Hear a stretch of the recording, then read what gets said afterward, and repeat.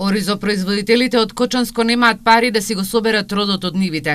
Ниската цена на белото злато ги доведе овие земјоделци на просјачки стап.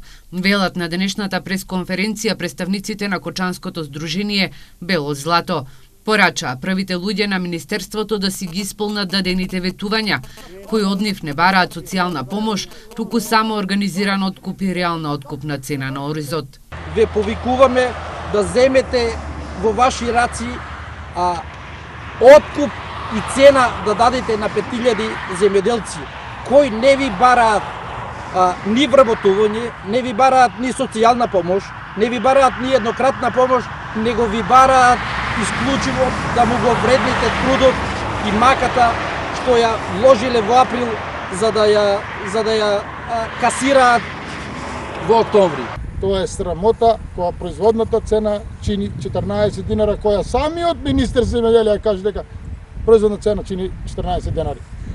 Понатаму, мислам, нема потреба што да кажуваме, докаде се дојдени земјоделците немаат пари, поточно не може да ги соберат. Тебе гледаме и површините сами, дека не можат, немат пари да ги соберат површините. Представниците на Здруженијето Бело злато решението со маката на оризопроизводителите го гледаат во интервентниот откуп на оризот.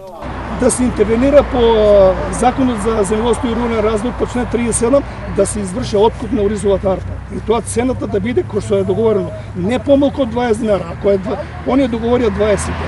Ако е испод 25, треба државата да дотира до 25 динара кои што се обеќани.